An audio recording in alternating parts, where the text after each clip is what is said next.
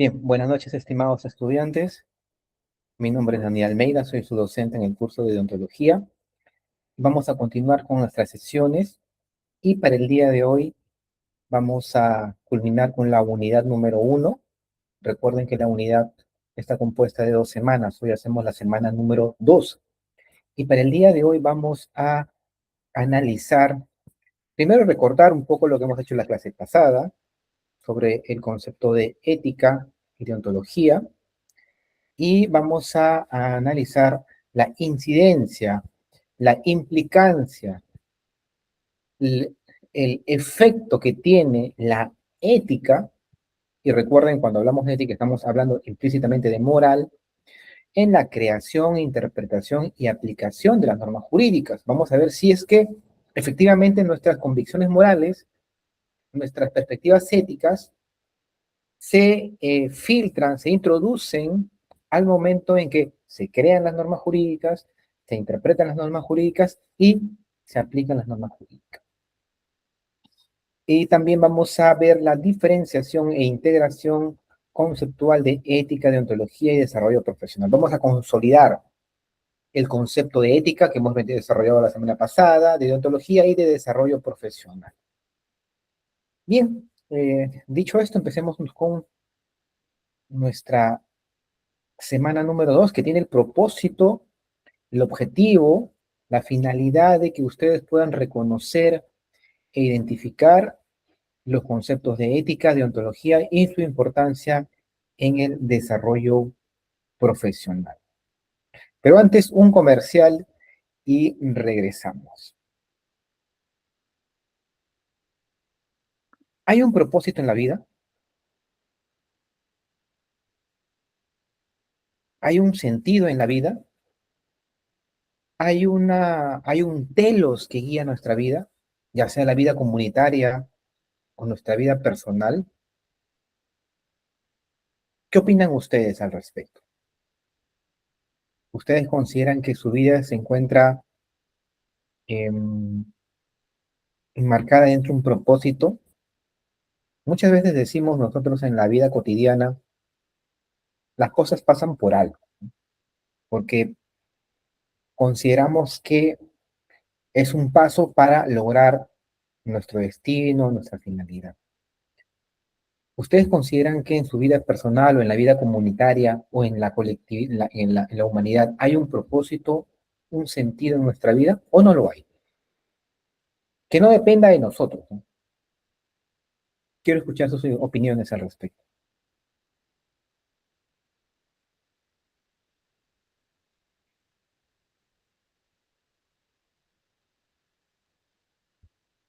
¿Hay un propósito en la vida? ¿Qué opinión tiene, por ejemplo, eh, Aiza Isabel?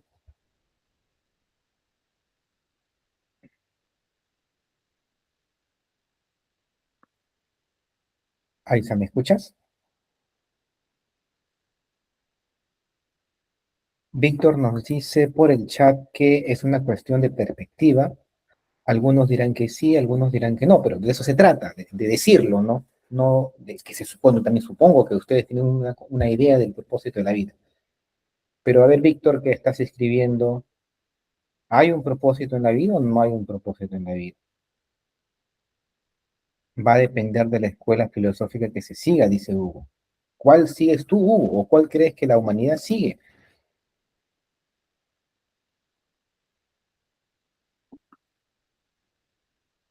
Aristóteles decía la felicidad, como hemos visto en la clase pasada. A ver, Aiza, te escuchamos. Te llamé.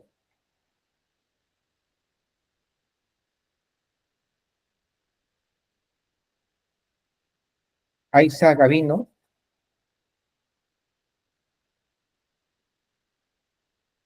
Aiza, ¿estás en clase?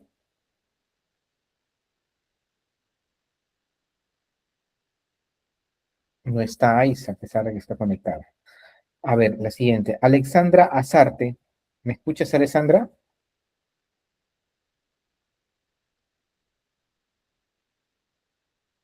Alexandra.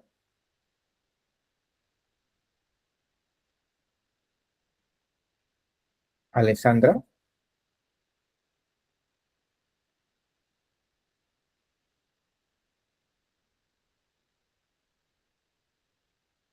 Diego, Marcelo.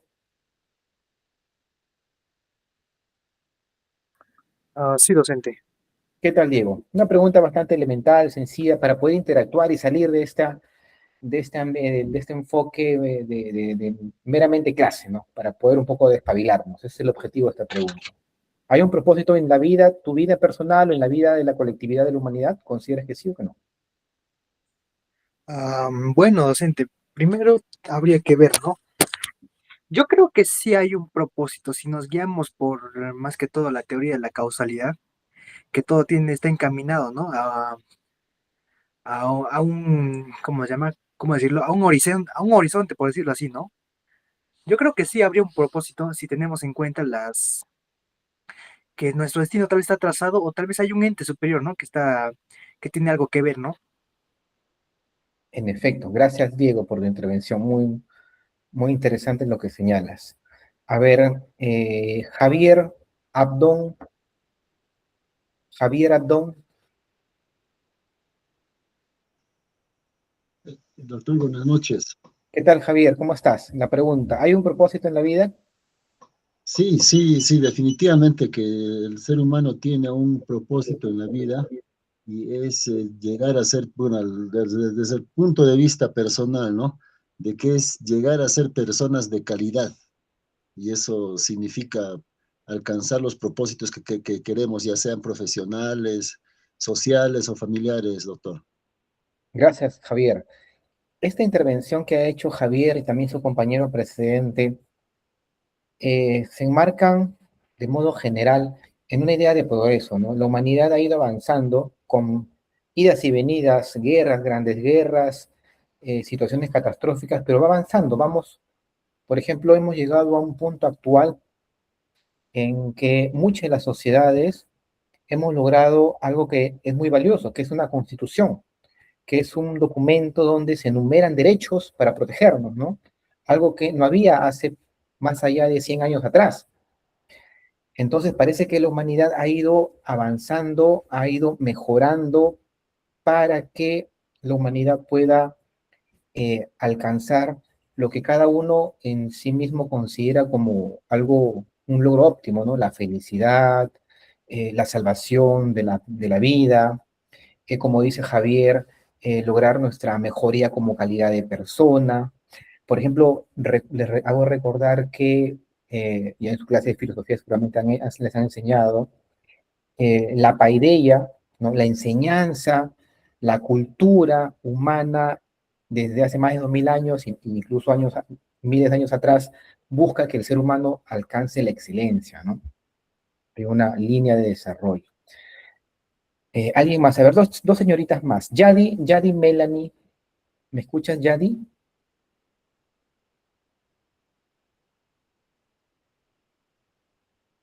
Mariela nos dice, dejar un legado también es parte de un propósito en la vida.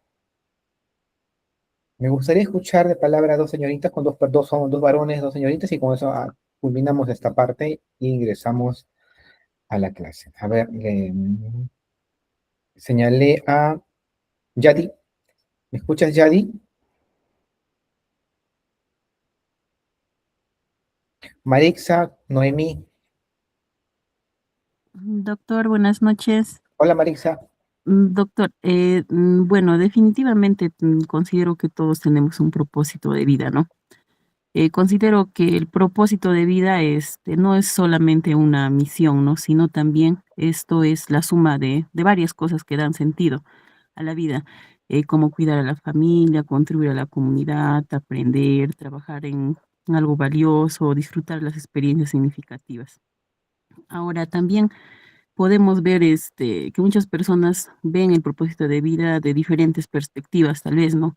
Por ejemplo, en cuanto a la filosófica, considero que las personas mencionan que las personas contribuyen en lo suyo a través de sus decisiones, valores o proyectos, pero también podemos ver que otras se inclinan por lo religioso o por lo espiritual, ¿no?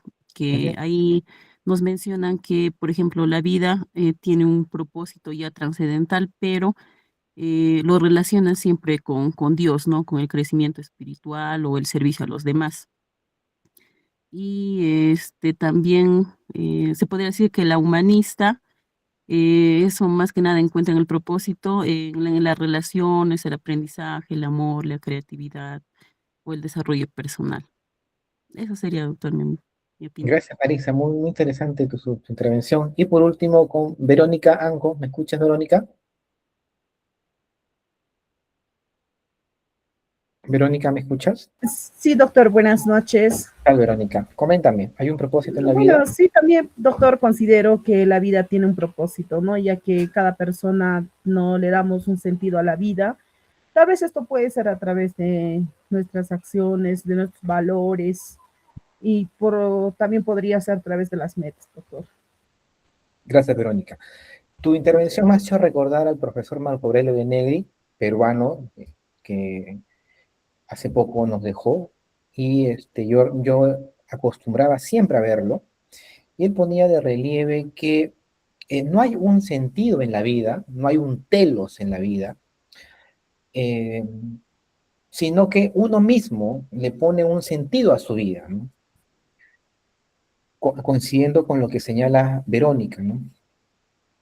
Por lo tanto, hay como en un mensaje se ha señalado, hay perspectivas diferentes. Hay personas que consideran, como Marixa lo señaló, que hay un propósito supraterrenal, ¿no? Vinculado a lo religioso, a lo espiritual, donde toda la humanidad tiene una finalidad, tiene un destino, que ya no depende de nosotros. Y otra opinión que considera que no hay ese telos, no hay esa finalidad que nos sobrelleva, sino que uno mismo le puede dar un propósito a su vida.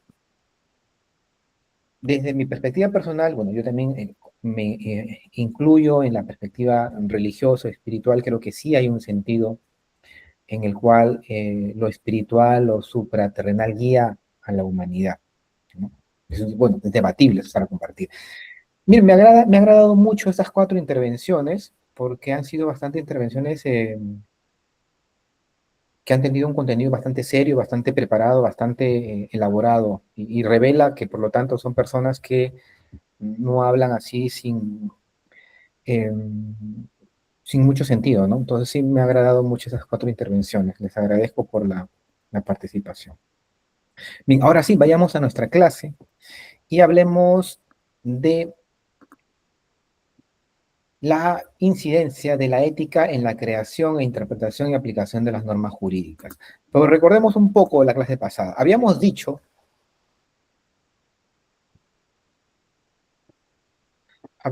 que cuando hablamos de ética y moral, en la vida cotidiana ambos conceptos se asimilan, ¿no? Decimos, esa es una persona que ha actuado de forma contraria a la ética, el congresista es un congresista inmoral, el ministro es un ministro que ha hecho expresiones contrarias a la ética, ¿no? Entonces, sabemos que en la vida cotidiana estas 2 expresiones, ética y moral, son sinónimas y producto de que vienen de una raíz similar en el etos griego y el mores latino. Ya hemos dicho también que en el ámbito académico vamos a reservar la expresión ética para la disciplina filosófica, ¿verdad? Para la filosofía moral, que va a reflexionar, que va a tener como objeto de estudio a la moral. Entonces, eso va a ser nuestro norte, nuestro referente que vamos a tener para el desarrollo de la clase.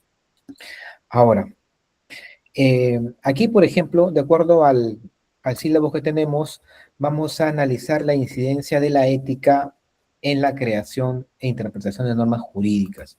Pero por lo tanto, de acuerdo a nuestro esquema que hemos presentado al comienzo de clase, vamos a sustituir la palabra ética por moral.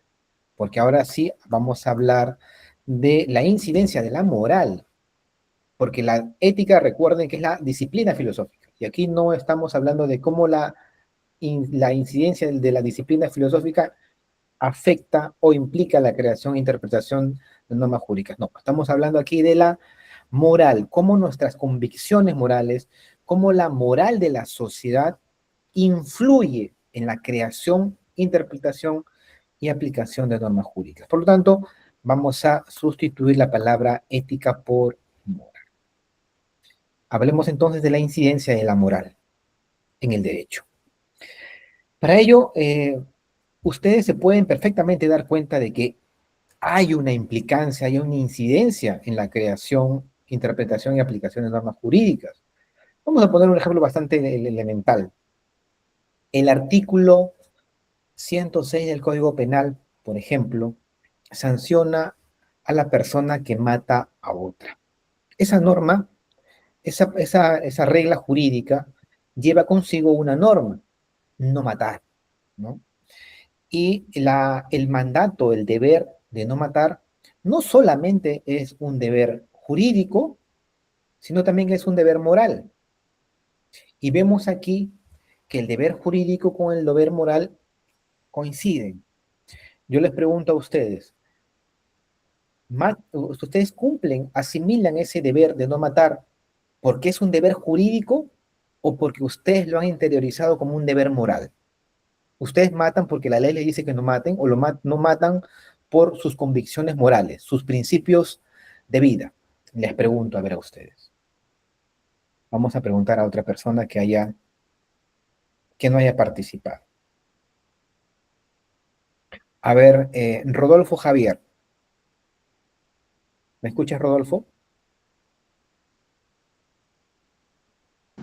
Sí, docente, buenas noches. ¿Qué tal, Rodolfo? Existe un deber, el deber de no matar. Ese deber lo vemos establecido en las leyes peruanas, en el Código Penal.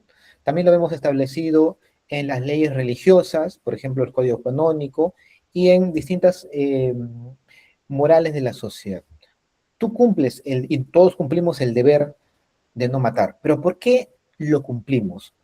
¿Porque la ley lo establece bajo la coerción o lo cumplimos porque coincide con nuestro sistema de valores? ¿Por qué no matas tú? ¿Por qué cumples ese deber? Bueno, dejando el lado de la ley, o sea, esté en nuestro ordenamiento legal, también viene más, se puede decir arriba, ¿no? Como un valor fundamental, que no es una ley, se podría decir de las primeras naturales, que es el derecho a la vida, ¿no? Y que nadie tiene el derecho de quitarle la vida a otro. Entonces, más que todo, en mi caso sería como es un valor, ¿no? No tanto que esté en la ley. Y por eso también a veces es un poco, se puede decir que hay un contraste en que mucha gente, o sea, no está dispuesta a matar, pero sí pide pena de muerte, ¿no? Para algunos delitos. Entonces, esa es se puede decir una divergencia que hay ahí, ¿no? Gracias, Rodolfo. El profesor Hans Kelsen, ustedes ampliamente lo conocen y lo han estudiado en sus primeros ciclos, ponía de relieve en la teoría pura del derecho que las personas cumplen los mandatos jurídicos no tanto por el temor a la sanción.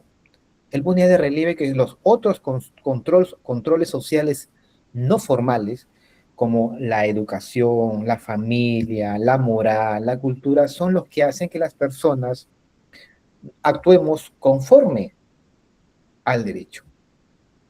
Vamos a preguntar a otra persona. A ver, a una señorita, preguntémosle. Yadira Rojas. Perdón, Yanira Rojas. Yanira Rojas. Yanira, ¿me escuchas?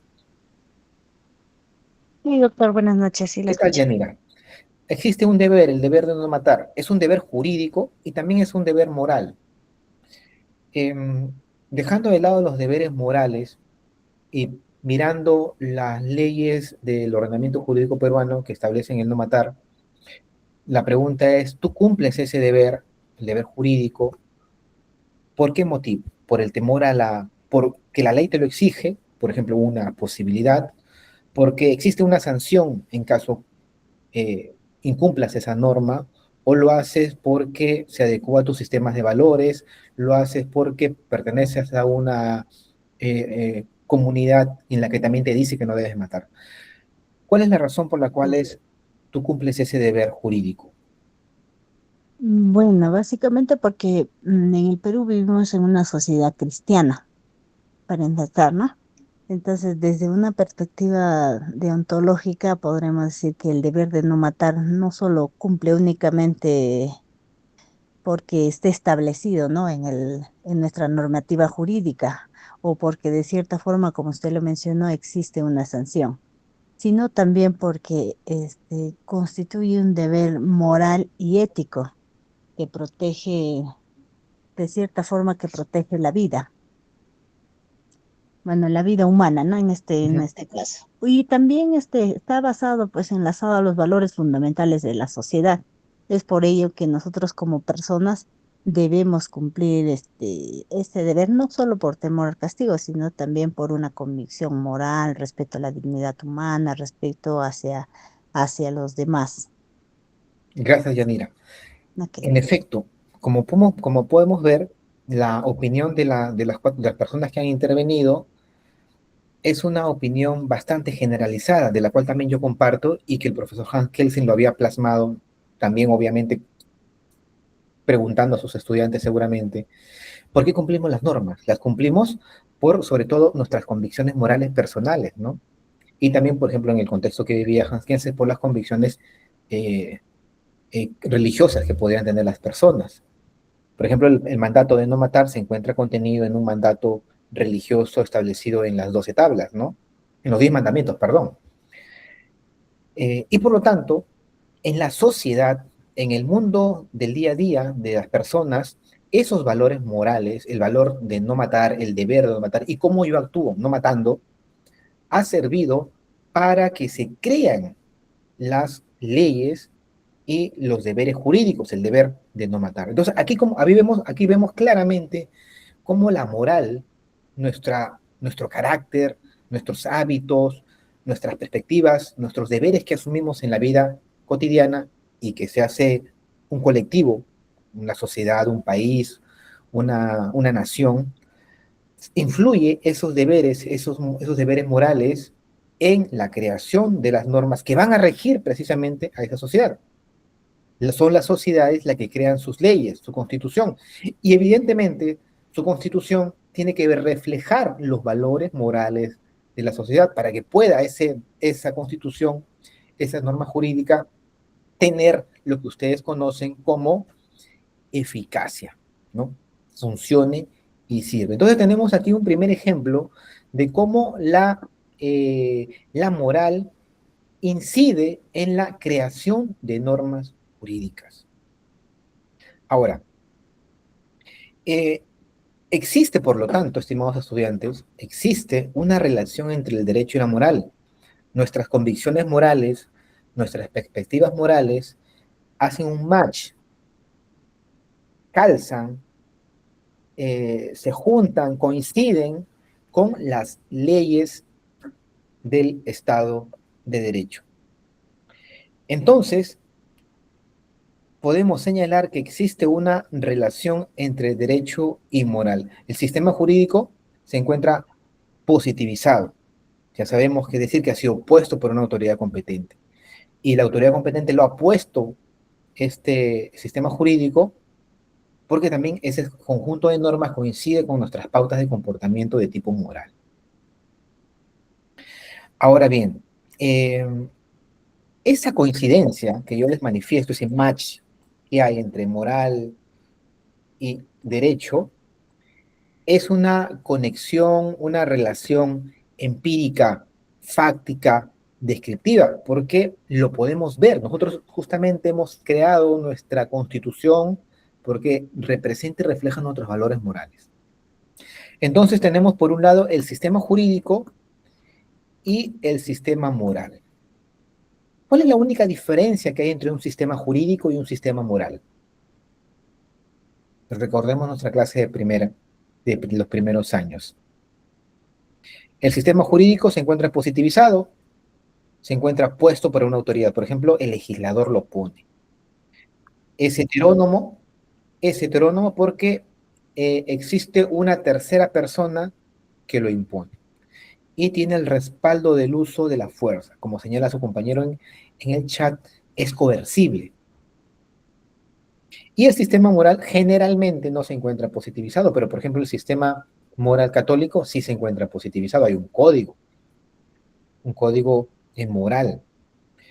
Es autónomo porque uno mismo, son las mismas personas las que impone ese deber y no tiene el respaldo del uso de la fuerza. Hemos visto, por lo tanto, con el ejemplo que les he manifestado del caso del deber de no matar, que existe una relación. ¿Pero qué tipo de relación? Les he manifestado una relación de tipo empírica, una relación de tipo descriptivo.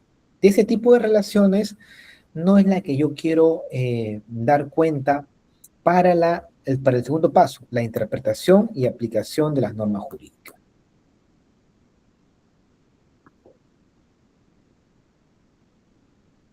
Aquí tenemos entonces que hay una conexión empírica entre el derecho y el moral.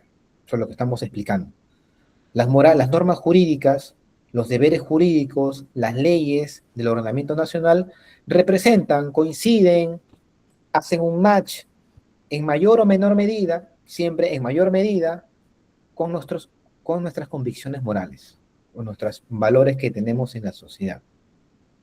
Pero de ese valor, de esa conexión no es la que yo quiero poner de relieve ahora, cuando ya hablamos de la interpretación y aplicación y también de la creación de las normas jurídicas. Cuando del tipo de conexión o el tipo de relación de la que quiero hablarles hoy es la conexión conceptual entre el derecho y la moral. ¿A qué se refiere esta conexión? ¿Qué nos quiere decir la conexión conceptual entre el derecho y la moral? Esta conexión conceptual nos quiere decir que la moral tiene que estar sí o sí contenida en la definición de derecho. Si la moral no está contenida en la definición de derecho, aquella norma jurídica, perdón, aquella norma, aquella prescripción, aquel que precepto, no puede ser llamado derecho. Vamos a poner un ejemplo. A ver,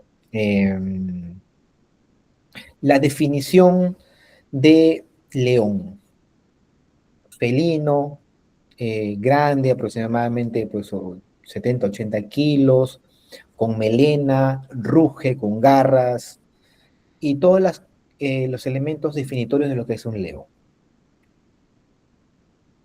De todas esas definiciones, de todos esos elementos que engloban la definición de león, por ejemplo, supongamos que lo distintivo del león es la melena, ¿no? Entonces, aquel felino que no tenga dentro de sí la descripción de la melena no puede ser considerado dentro del concepto de león y por lo tanto no será un león. De la misma manera, la definición de derecho debe incluir a la moral, porque si no la incluye, aquel precepto, aquel pauta normativa no va a ser considerada como derecho. Como aquí está colocado en la diapositiva, la definición de lo que es derecho depende o no de la incorporación de la moral. Y esta pregunta, históricamente, ha conducido a respuestas que han configurado dos corrientes filosóficas, el naturalismo y el también llamada pospositivismo, y la otra corriente filosófica es el positivismo jurídico. Supongamos que una norma que emite el legislador considera que se esté permitido, como el ejemplo de la clase pasada que pusimos, que se nos puedan rastrear nuestra información de nuestros celulares, de nuestra vida privada, y se establece una norma de esa entidad. Desde la perspectiva que considera que la moral debe estar incluida en la definición de derecho, esa norma que establecería la posibilidad de que se puedan ingresar a nuestra vida privada, no sería derecho, porque no estaría respetando un principio moral, el principio de nuestra intimidad. Para poner otro ejemplo, eh, quizás más práctico. El Estado emite normas donde va a diferenciar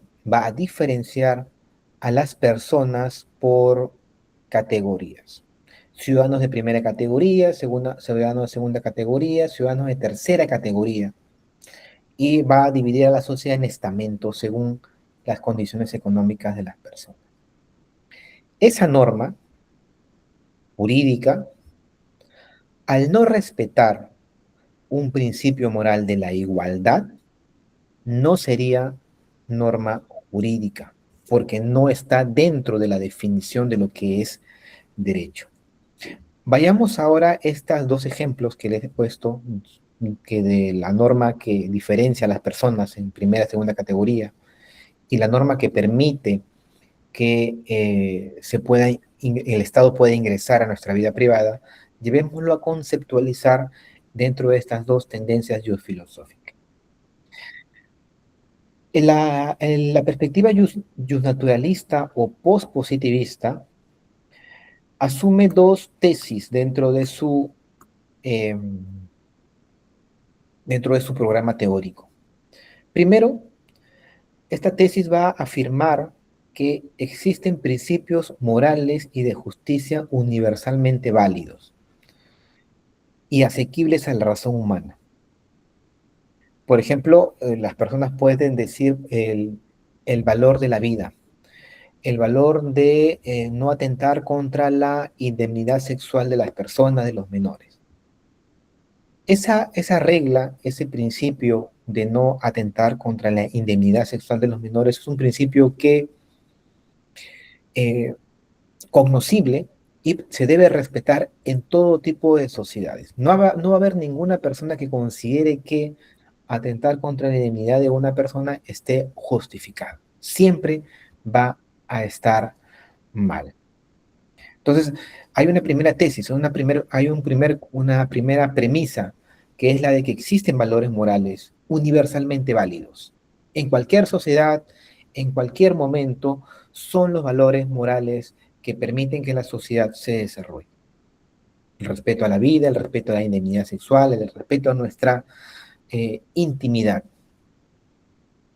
La segunda tesis es la tesis respecto de cómo vamos a definir el derecho. Un sistema normativo o una norma no va a ser calificado de jurídico si contradice los principios morales o de justicia. Vamos a pensar que un Estado emite una norma, como les he puesto el ejemplo, donde va a clasificar a las personas según sus condiciones económicas y les va a dar más derechos a un grupo que a otro. Ciudadanos de primera, segunda y tercera categoría. ¿Esa norma es derecho? ¿Esa norma puede ser calificada de jurídica? Una norma que permite, por ejemplo, las relaciones sexuales con menores de 12 años. ¿Esa norma puede ser calificada de derecho, de jurídica? Desde la perspectiva justnaturalista o postpositivista, esas normas que he señalado no son derecho. Puede ser, es una pauta jurídica, una pauta, una norma, pero no pueden tener el adjetivo de jurídico. Esas normas que yo he señalado son no derecho, porque no respetan o no encajan la definición de derecho. Y la definición de derecho para este esquema filosófico es que la moral tiene que estar contenida en lo que consideramos que es lo jurídico, lo que es derecho. Ejemplos históricos. La Alemania nazi. La Alemania nazi legisló y emitió un conjunto de normas positivas que excluían a las personas de los derechos, que anulaban derechos, que anulaban, por ejemplo, matrimonios, expropiaban.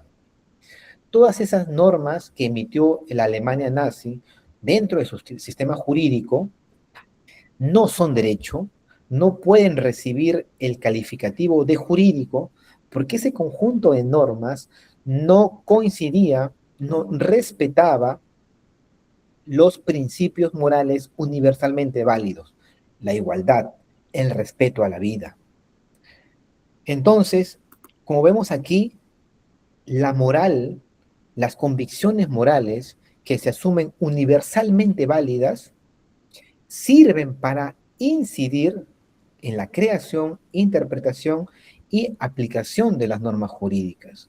Por ejemplo, ya les he puesto de relieve que las normas jurídicas que se crean y que no respetan ese conjunto moral de la sociedad no va a recibir el calificativo de jurídico, no va a ser considerado derecho.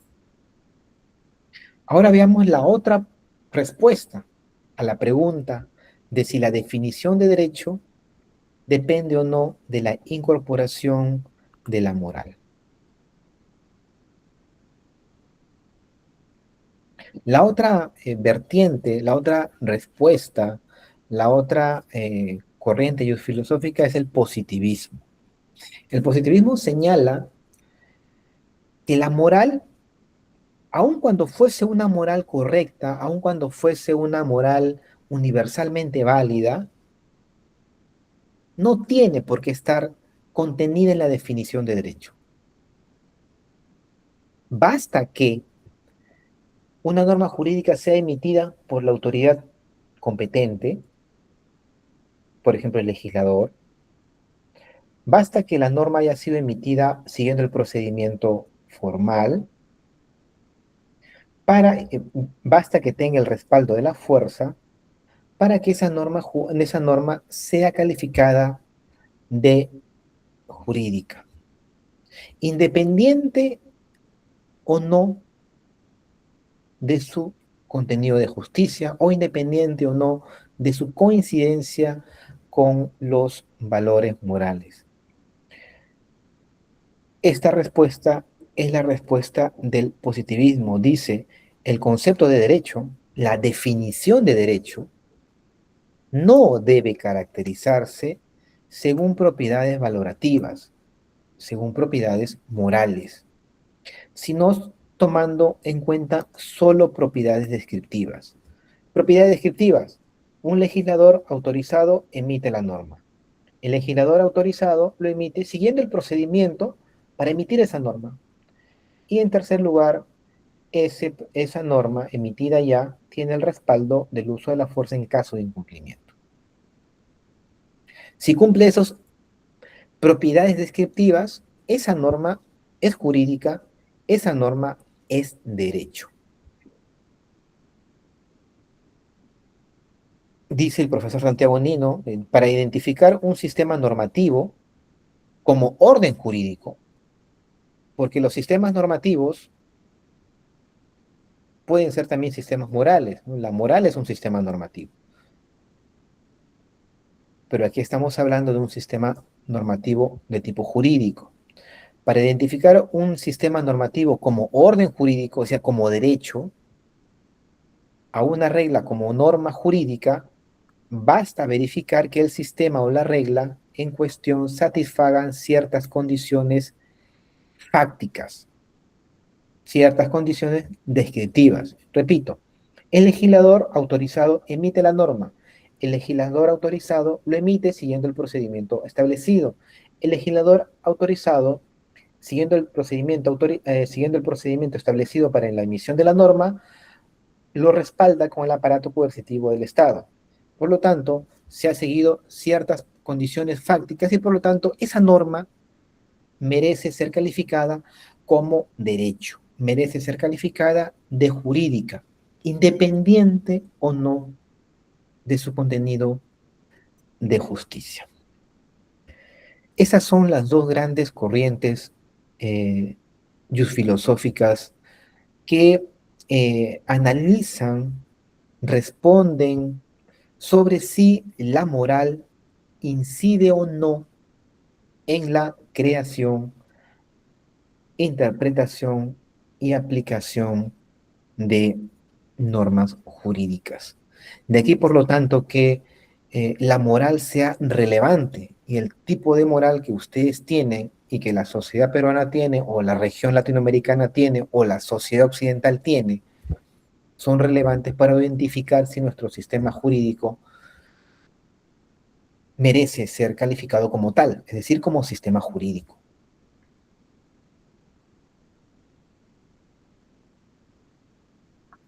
¿Hay alguna pregunta hasta aquí? ¿Se ha podido comprender la conexión que nos importa a nosotros?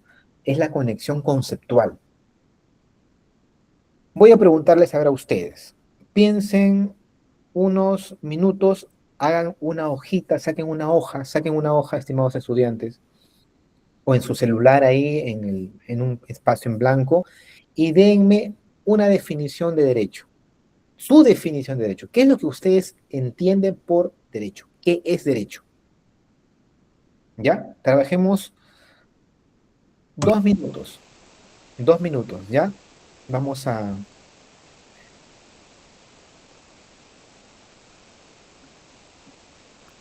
Sí, vamos a hacer ese pequeño ejercicio.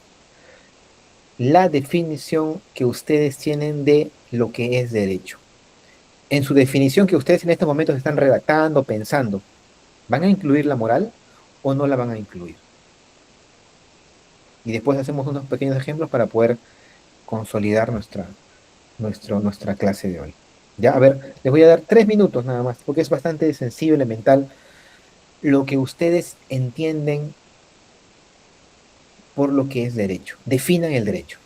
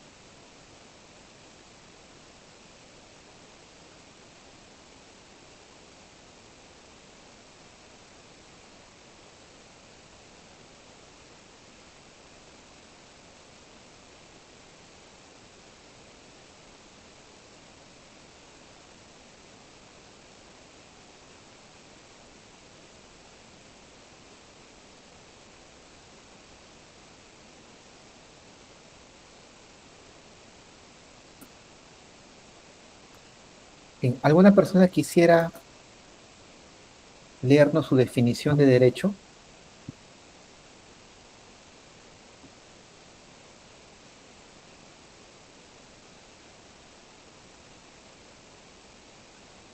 ¿Alguna persona quisiera leernos su definición de derecho o yo elijo?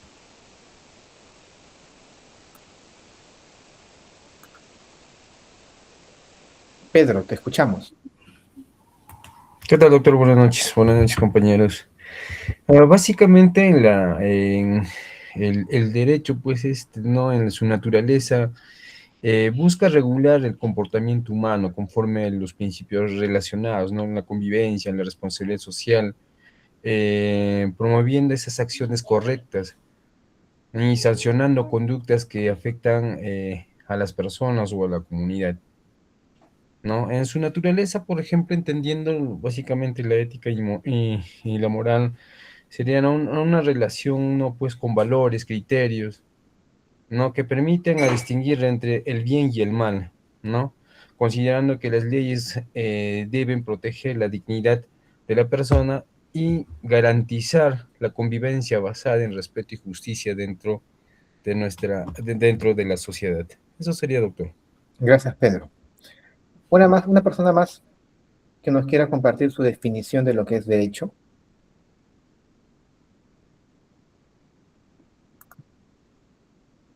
A ver, entonces voy a elegir yo a una persona. Marlene Escobar.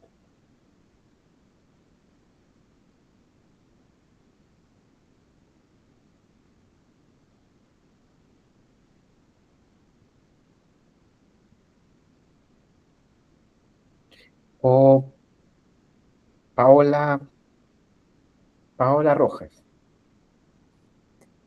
Ya, profesor, el derecho es el conjunto de normas o de leyes que regulan en sí la conducta humana para tener una buena convivencia dentro de una sociedad. Es un conjunto de normas que regulan la Que conducta de las regula personas. la conducta humana de la persona ¿Para qué más? para que exista una buena convivencia, un orden dentro de una sociedad. Ya, gracias, Paola. Entonces, con estas dos definiciones de lo que hemos visto de derecho, la definición de su primer compañero incluye premisas morales. Si la norma que se emite no respeta la justicia, como señaló su compañero, ese precepto, esa regla jurídica, esa norma de conducta, no está dentro de la definición de derecho y no podemos calificarla de jurídica. Sería una norma que, por ejemplo, permita a unos matar a otros, sería una norma, es una norma, sí, efectivamente lo es, porque te dice cómo debes actuar, pero no sería una norma jurídica, no sería una norma que la podemos calificar de derecho. En cambio, de la definición que ha dado Paola, que señala que es un conjunto de normas que regulan la conducta humana, no se incluye o no se advierte en su definición alguna premisa valorativa o alguna premisa moral. Porque si un Estado te dice que está permitido matar o te plantea el deber de matar o el deber o establece que determinados funcionarios expropien las propiedades de determinadas personas o que clasifican a las personas en categorías, esa norma guía el comportamiento de las personas, esa norma ordena a la sociedad, mal o bien la ordena. Y por lo tanto, según el concepto, la definición que ha dado Paola, esas normas serían jurídicas, serían derecho. Entonces, como vemos de lo que estamos viendo, de las definiciones que nos ha dado de sus colegas, Paola y Pedro, vemos que la moral puede o no incidir en el derecho. Para las personas que asumen la posición justnaturalista o pospositivista, como es la actual corriente filosófica contemporánea y vigente en este momento, ahora mismo, el pospositivismo es lo vigente, que no es otra cosa que el justnaturalismo desarrollado, mejorado, consideran que la moral, nuestras pautas morales, sí inciden en la interpretación, creación y aplicación de normas jurídicas. Para ello sí hay una conexión conceptual entre el derecho y la moral. Es la posición que ha dado Pedro con su ejemplo de derecho. La otra posición es minoritaria, que es la del positivismo, que el concepto que ha dado Paola se enmarcaría dentro de esa corriente filosófica, donde dice que la moral no tiene nada que ver con el derecho. Pero ahora sí ya tienen las dos corrientes, las dos perspectivas. La vigente ahora, en este momento, es la perspectiva post-positivista o naturalista, que es lo mismo. Bien, continuemos con nuestra clase. Otro ejemplo de cómo hay una conexión, en primer lugar, evidentemente empírica, descriptiva, es cuando vemos nuestra Constitución, como ya les he puesto de ejemplo. La Constitución está llena de principios y valores jurídicos, pero que también son principios y valores morales. Por lo tanto, la Constitución es un ejemplo patente de que hay una conexión, un match entre las convicciones morales y las normas jurídicas. Y también es un ejemplo claro de que haya una conexión además conceptual entre el derecho y la moral. Pero otro ejemplo de cómo nuestras normas jurídicas recogen principios éticos y morales son los códigos que he puesto y podemos apreciar en nuestra diapositiva. Aquí vemos que el Código de Ética del Colegio de Abogados de Lima, que es nuestro código de ética deontológico, tiene un conjunto de valores morales que se han recogido y se han positivizado. El código de ética conjunto, puras normas morales que son ahora normas jurídicas para todo funcionario público que trabaja en el Estado. El código de ética del Ministerio Público, el código de ética del Poder Judicial, son códigos éticos que además son normas jurídicas porque han sido positivizados, es decir, han sido puestos por una autoridad, que es el legislador.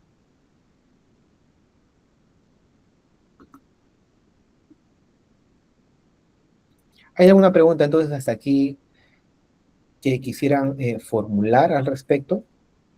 Para pasar ahora un poquito a otro tema diferente.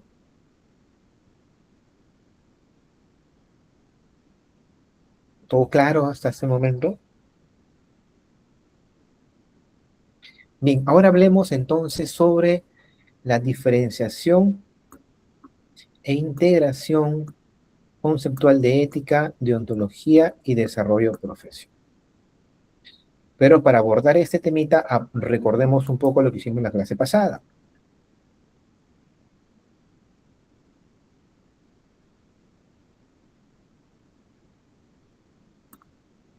Este esquema que ustedes están viendo en este momento es el esquema que ustedes deberían asimilar, lo que está resaltado. Eso también va a estar en el foro de novedades de consultas y lo van a tener porque es una pregunta también de examen. Recuerden que la ética, la filosofía moral, es una disciplina.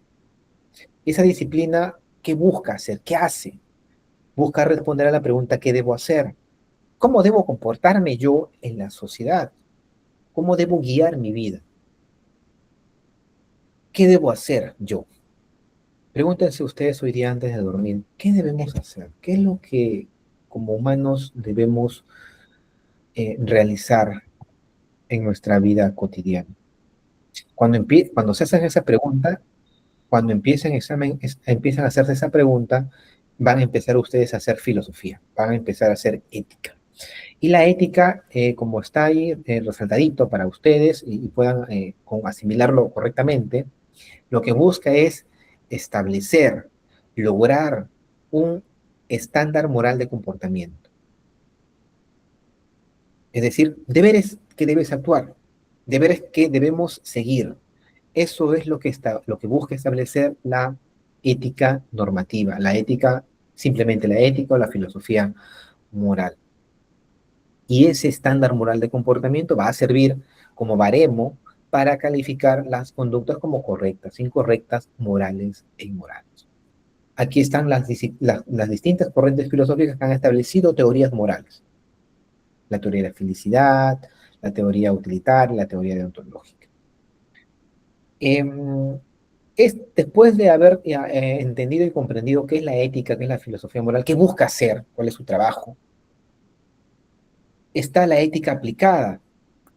Y como su nombre lo señala, la ética aplicada no es otra cosa que poner en práctica o aplicar o llevar a contextualizar esos estándares morales que hemos logrado, generales, para la vida cotidiana en general, llevémoslo a campos específicos. Y hay dos campos específicos dentro de la ética aplicada. La ética de problemas acuciantes y polémicos. ¿Qué debemos hacer en el caso de guerra? ¿Qué debo hacer frente a una situación de aborto, de eutanasia, de castigo? ¿Cómo debo actuar en esos contextos cruciales, trascendentales, que nos ponen en una situación de perplejidad a las personas que en algún momento quizás de nuestra vida podemos estar involucrados? O nos encontramos, por ejemplo, en situaciones en las cuales podemos o no ayudar al resto de personas, pero que implica costes a nuestra vida. ¿Cómo debemos actuar? ¿Debemos actuar? ¿No debemos actuar? Eso es aplicar la ética normativa a contextos muy particulares y polémicos. La otra parte de la ética aplicada son cuando llevamos a aplicar esos estándares morales de comportamiento a contextos profesionales. ¿Cómo debo actuar yo como abogado? ¿Cómo debo actuar yo como médico? ¿Cómo yo debo actuar como obstetra? ¿Cómo debo yo actuar como psicólogo? Son contextos profesionales, ya no es algo polémico, acucioso, sino es algo cotidiano, pero dentro de un contexto social particular, la profesión. Es ahí donde la ética aplicada, que aplica los estándares morales de comportamiento a ámbitos profesionales, conduce a la creación de lo que es la ética profesional o deontología. Entonces, dentro de la ética normativa está la ética aplicada como una forma de reflexionar y aplicar los estándares morales de comportamiento a contextos particulares, y dentro de la ética aplicada está la ética profesional o la deontología. Ética profesional y deontología, lo mismo. Ahora sí, con este recordatorio, vayamos a lo que nos tocó hoy día. Hay que diferenciar un poco la ética con la deontología. También pregunta examen, el examen final. Relación entre ética aplicada y deontología. Ética aplicada, temas específicos y controvertidos. Guerra, castigo, aborto, eutanasia, inteligencia artificial, lucha contra el crimen, cómo debemos actuar en ese contexto. Y el otro punto de la ética aplicada es la ética profesional. Regulación de la vida en el ámbito profesional. Y dentro de la ética profesional está la deontología jurídica, porque le incluimos jurídico, porque es un ámbito de los abogados, le incluimos el adjetivo médico o médica dentro del ámbito de los médicos y de la actividad vinculada a la salud de las personas, ¿no? Y distintas deontologías más. Entonces, estimados estudiantes, ¿cuál es la relación entre ética profesional y deontología? ¿Hay alguna diferencia? No. Es una relación de género a especie. La ética busca establecer los estándares morales de comportamiento y la deontología busca aplicar los estándares morales de comportamiento en un contexto profesional. La deontología es también una disciplina. Es una actividad que busca reflexionar y establecer cómo deben ser esos estándares morales de comportamiento en un ámbito profesional. Es una relación de género a especie. Ética, ética aplicada, ética profesional y deontología. Todas son disciplinas que buscan establecer estándares morales de comportamiento. Entonces, como vemos aquí, la deontología es una manifestación de la ética profesional. Y esta, a su vez, es una forma de ética aplicada. Recuerden que la ética aplicada es más grande. Dentro de la ética aplicada están dos cosas que la comprenden. La ética de problemas polémicos y la ética aplicada propiamente dicha. ¿Alguna pregunta hasta aquí? ¿Hay alguna duda respecto de la relación entre ética y deontología? Género a especie. Ética aplicada, deontología o ética profesional.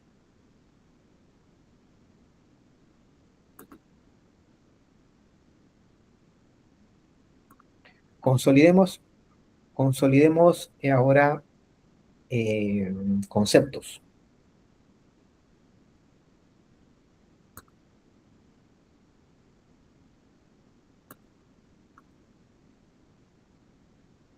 Diferenciación e integración conceptual entre ética y deontología y desarrollo profesional. Lo estamos haciendo.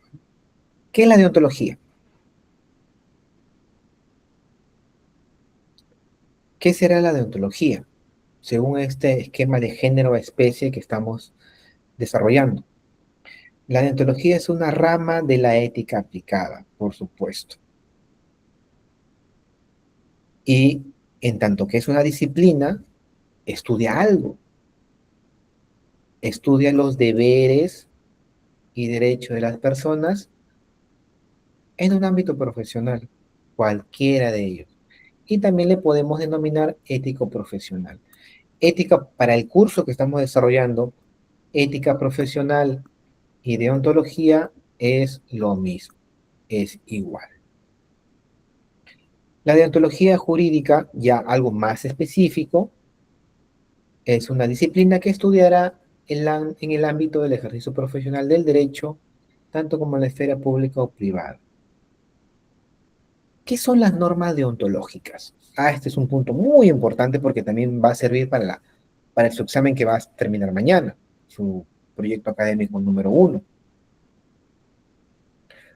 Las normas deontológicas, estimados estudiantes, son los deberes y principios que regulan la conducta ética en el ámbito profesional, nada más. Por ejemplo, guardar el secreto profesional, actuar diligentemente cuando te desarrollas como profesional, médico, abogado. Esa es una norma deontológica. ¿La norma deontológica, estimados estudiantes, puede ser también norma jurídica? Claro que sí, porque si la norma jurídica es la norma puesta por la autoridad competente y la norma deontológica es la norma que regula la vida cotidiana, perdón, la actividad profesional, puede ser que el legislador positivice la norma deontológica y por lo tanto la norma deontológica se convierte en norma jurídica. No hay problema en reconocer que exista una norma jurídica y que también sea norma deontológica. ¿Qué es el desarrollo profesional? El desarrollo profesional es el ejercicio de la profesión jurídica en concordancia con los deberes y derechos que se han elaborado a partir de la ética normativa y la ética aplicada. Cuando el profesional logra su desarrollo, cuando actúa conforme a los estándares morales de comportamiento que se han desarrollado para su ámbito profesional, para el ámbito jurídico, para el ámbito médico. Vamos a desarrollar el tema de la norma jurídica con la norma deontológica porque también es una pregunta de examen. ¿Cuándo nos encontramos frente a una norma jurídica? ¿Cuándo regula la conducta humana? Claro que sí, ¿no? Una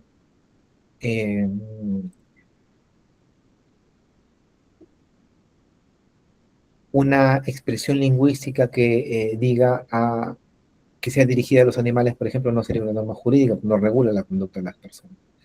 La norma jurídica, en principio, regula la conducta. Una norma moral también regula la conducta, así que hay coincidencias. Una norma jurídica es tal cuando lo emite la autoridad competente. Por ejemplo, el legislador, el alcalde, perdón, el consejo de la alcaldía, ¿no? El consejo de la alcaldía es la autoridad competente para emitir normas dentro del ámbito municipal. El legislador es el competente para emitir normas de alcance nacional. El fiscal de la nación o el órgano encargado de la Fiscalía de la Nación es el órgano encargado de emitir normas que regulan el comportamiento de los fiscales. El Consejo del Poder Judicial es el órgano encargado de legislar en torno al poder, en torno a los jueces y personal judicial. Tiene que haber una autoridad competente para que emita esa norma y que regule la conducta. Cuando hay una norma jurídica, cuando esa norma se encuentra dentro de un sistema ordenado y jerárquico, no es simplemente está emitido y está sin ningún orden, sin ningún contexto, no existe un orden ordenado y jerárquico. Y también la norma jurídica, para que sea tal, y esto es lo más importante, tiene que ser coercible. En el Poder Judicial, en el Ministerio Público, las normas que emite el legislador, todas esas normas tienen el respaldo del uso de la fuerza en caso no se cumpla. Y por último, una norma jurídica regula pues el orden social. Es heterónoma y es coercible, para recordar lo que es una norma jurídica. Y una norma deontológica regula, es una pauta o regla o guía de conducta. Primer punto, claro que sí. La norma deontológica también lo emite una autoridad competente, claro que sí, el presidente o el consejo que se encarga de ordenar el colegio profesional de médicos, de abogados, de obstetras, de psicólogos. Hay un consejo, un comité que emite normas de guía del actual profesional.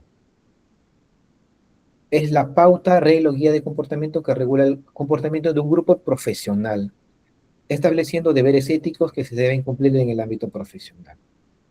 Esta norma es en principio autónoma porque lo emite un conjunto de personas que se vinculan dentro del ámbito profesional. Hay una autorregulación. Ahora bien, esa es la distinción primigenia entre una norma jurídica y una norma deontológica. Pero hoy en día, las normas deontológicas en nuestro país, todas las normas deontológicas, son también normas jurídicas, porque todas las normas deontológicas ya se encuentran respaldadas, son coercibles, tienen el respaldo del uso de la fuerza. La norma deontológica es una regla de conducta, claro que sí es evidente que es una regla de conducta de los profesionales, emitida por una autoridad competente, claro que sí, porque lo emite un comité profesional. ¿Es ordenado y jerárquico? Sí, también es un conjunto de normas que no están dispersas, es un cuerpo normativo. Las normas deontológicas que guían el actual profesional. ¿Tiene un orden? ¿Tiene una finalidad? Sí, pues guiar el comportamiento de los profesionales. Pero hoy en día todas las normas deontológicas tienen el respaldo de la fuerza, son coercibles. ¿Y cuál es la fuente normativa de esta afirmación?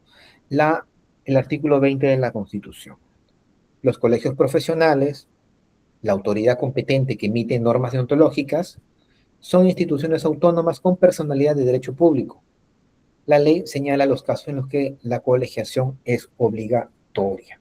El artículo 20 de la Constitución pone de relieve que las normas que emite los colegios profesionales, las reglas de conducta para guiar el comportamiento de sus profesionales, se encuentran respaldadas por la Constitución. Por lo tanto, todas las normas deontológicas son también normas jurídicas. Esto es para el examen que van a presentar mañana o quizás ya hayan presentado, ¿no? Porque hay por ejemplo, el Código de Ética del Colegio de Abogados de Lima. ¿Qué tipo de normas tiene el Código de Ética del Colegio de Abogados de Lima? A ver, ¿quién me responde?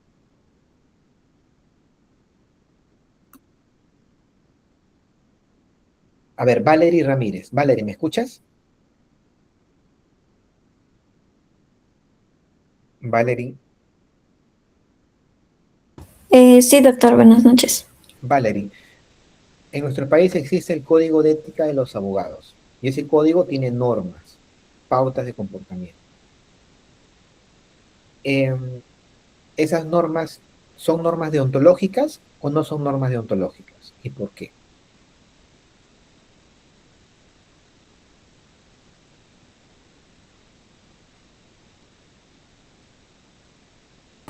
Ya, doctor, considero que sí son normas deontológicas, porque en el código de ética, bueno, se establecen lo que son los principios y los valores que, bueno, el abogado debe tener para asegurar que es, bueno, que actúe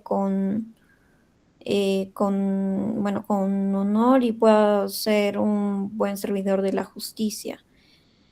Gracias, Valerie. En efecto, el código de ética de los abogados, el código de ética de los médicos, el código de ética de los psicólogos, el código de ética de cualquier ámbito profesional, obviamente se encuentra compuesto de normas deontológicas porque buscan regular la vida y la conducta de ese grupo profesional en particular. En el Perú, de lo que tenemos establecido a partir de la Constitución, ese código de ética, código moral, es también una norma jurídica. Tiene el respaldo del aparato coercitivo del Estado, porque su fundamento se encuentra en el artículo 20 de la Constitución. Los colegios profesionales son instituciones autónomas con personalidad de derecho público. Las normas que emiten para regular el comportamiento de los abogados son normas deontológicas y también son normas jurídicas. Bien, hasta aquí alguna pregunta, alguna observación de lo que hemos desarrollado. Rodolfo, te escuchamos. Sí, docente, más que todo era una consulta. Bueno, se entiende que la deontología jurídica abarca todo lo que son los derechos, deberes en la actuación profesional de los abogados y en sí, no solo abogados, ¿no? Sino también todos los que están dentro eh, de ese, se puede decir, ese sector, como serían los jueces, los fiscales, ¿no? Incluso peritos. Pero también leyendo he encontrado hablan de una deontología forense y varios autores en varios videos, todo se usa mucho ese término. Entiendo que eso sería no sé si sería una rama o sería una parte de la deontología jurídica que, que está más que todo específicamente hacia la ética en la defensa, ¿no? De una persona. Esa era mi consulta, docente. Gracias. Nosotros tenemos que la disciplina que estudia el actuar de los abogados se llama deontología jurídica. La disciplina que se encarga de estudiar los deberes, cuáles establecer, guiar, normar los deberes que van a regular el comportamiento de los médicos es deontología médica, ¿no? Ciertamente se habla también de deontología forense como un sinónimo de deontología jurídica. Y también hay otro sector que se refiere de lo forense a un ámbito criminalístico.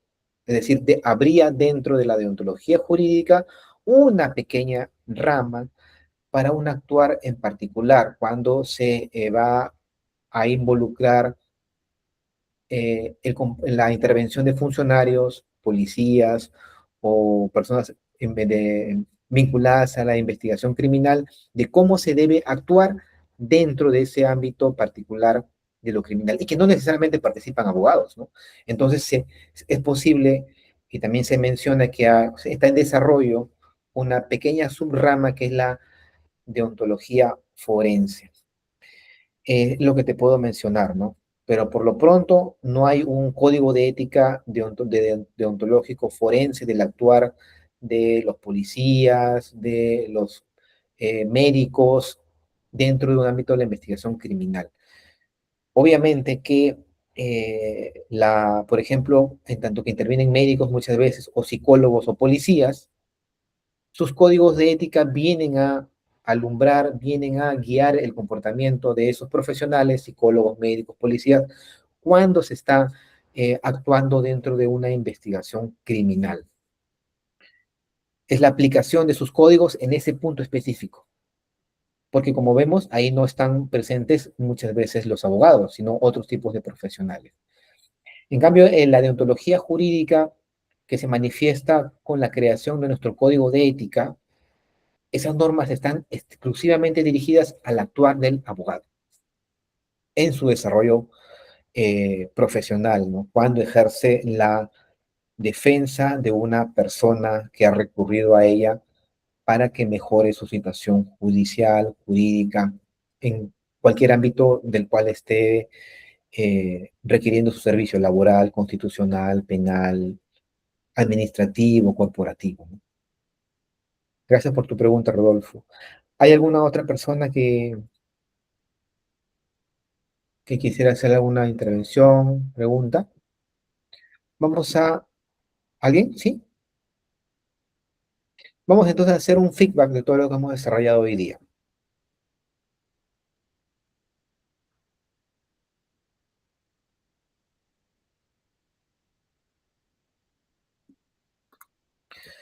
Nuestro eje de análisis de esta clase y de la clase pasada es entender lo que es la ética y diferenciarla con la moral. ¿Sí? Entonces tenemos claro que cuando hablamos de moral estamos hablando de nuestro carácter, de nuestros hábitos y los deberes que nosotros asumimos en nuestra vida cotidiana. Y que en tanto que se va replicando y reproduciendo entre otras personas, se genera una moral colectiva. Ese tipo de moral, estimados estudiantes, incide en la creación, interpretación y aplicación de las normas jurídicas. Incide en principio porque vemos que hay una conexión empírica entre el derecho y la moral. Nuestras convicciones morales están plasmadas en la Constitución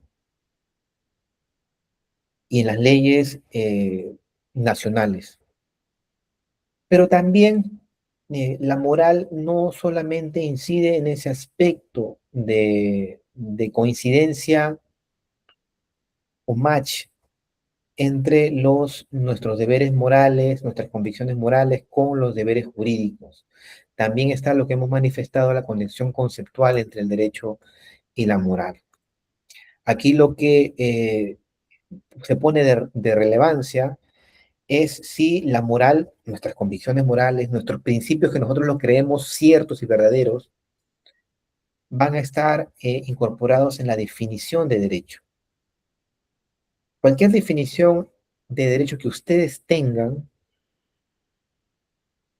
va a servir como baremo para determinar si tal o cual norma es o no jurídica. Es como si hiciéramos, pues, no una definición de lo que es cuadrado, ¿no? El cuadrado es la definición de cuadrado, ¿no? Es una figura geométrica de 4 lados iguales. Ya. Si esta es la definición de derecho. Definición de cuadrado. Queremos saber si este objeto que yo le estoy mostrando es un cuadrado. Entonces, lo colocamos y vemos si es que encaja o no encaja en la definición. De la misma manera vamos a hacer con nuestra definición de derecho. Definamos el derecho de la forma que ustedes consideren. Incluyan o no la moral en su definición. Luego de haber definido lo que es derecho, incluyendo o no a la moral, traten de encajar la norma que ustedes están analizando en esa definición. Si esa norma no tiene a la moral, entonces esa norma no encaja dentro de la definición de derecho. Entonces esa norma no es jurídica, esa norma no es derecho. La norma que permitía expropiar a los judíos sus bienes, la norma que anulaba matrimonios a los judíos, las normas que permitió que miles de judíos vayan al holocausto, eran normas emitidas por la autoridad competente, pero esas normas iban en contra de la definición de lo que es derecho para un grupo de personas, donde la definición de derecho tiene dentro de sí incluida a la moral, principios de respeto a la igualdad, a la vida. Entonces, la segunda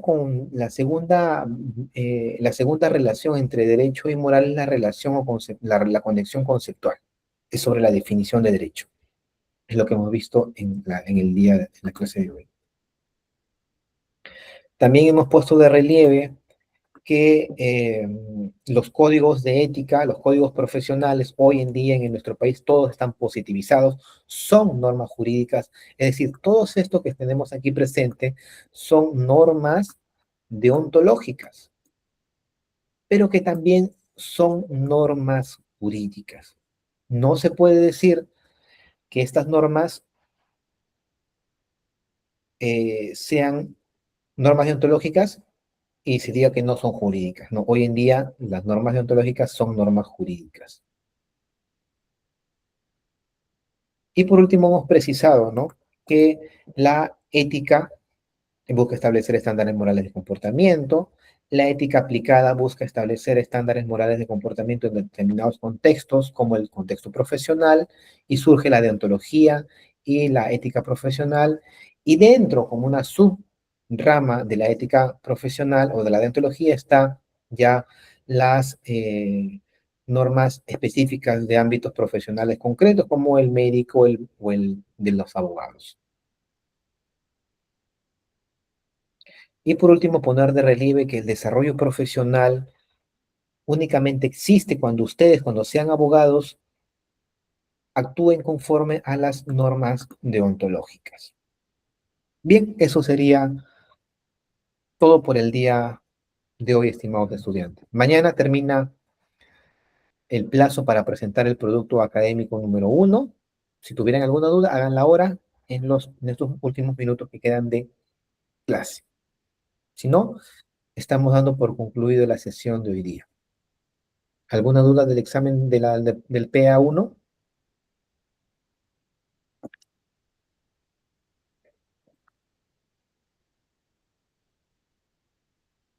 Se lo voy a mostrar para que...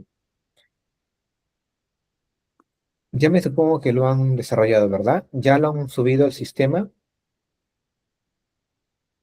Todavía no, lo están haciendo, lo van a hacer mañana, lo van a hacer dentro de un rato.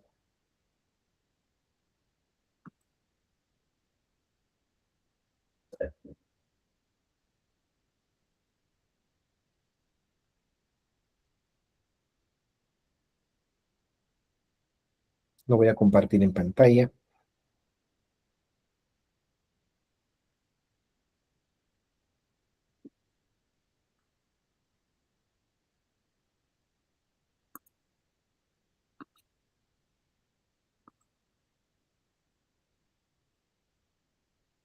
Aquí está. Tienen que responder 3 preguntas, que son 4 por 3, 12 puntos. Son preguntas conceptuales que ustedes pueden utilizar, pueden desarrollar, perdón, con lo que se ha desarrollado en clase o con lo que ustedes puedan investigar por su propia cuenta, ¿no? La 1 y la 3 se puede desarrollar con lo que está en clase. La 2 lo pueden investigar. Luego hay un pequeño casito, ¿no? Y hay 2 preguntas que se tienen que responder. Miren, ¿cuál es la diferencia entre norma deontológica y norma jurídica? Lo que hemos hecho hoy día, ¿no? Los artículos citados son normas deontológicas o normas jurídicas. Soy facilito con lo que hemos explicado el día de hoy. ¿Hay un número de páginas? No, pero creo que son suficientes 5, ¿ya? A lo mucho 5 estaría bien, porque no se requiere tanto para este producto académico número 1. Por favor, en PDF, coloquen su nombre en el PDF. Si van a incluir las citas bibliográficas, tienen que estar adecuadamente citadas. Hagan su pequeña carátula. No es necesario que pongan una super carátula. Puntual y específico su información para ubicarlos y identificarlos. ¿Alguna duda, alguna pregunta al respecto? Listo, estimados estudiantes. Bueno, ya está todo claro para la presentación de su PA1 mañana y con la clase de hoy terminamos. Mucho gusto, cuídense mucho, cenen, coman y nos vemos. Cristian, dime. Sí, doctor, lo estoy buscando en los materiales y no se advierte en qué parte lo ha subido, de la plataforma. No se advierte. ¿Alguien más no ha podido ver el PA1? No, los materiales, estimado doctor. Los materiales. ¿Qué Es materiales? que se está compartiendo en la clase. Ah, los PPTs. ¿Los PPTs te refieres? Sí, doctor. Ah, ya. Los subo casi al final de clase, al final del ciclo, para que puedan estudiar para su examen final. Y como esto está grabado, está para que lo puedan revisar, ¿no? Listo, nos vemos. Cuídense mucho.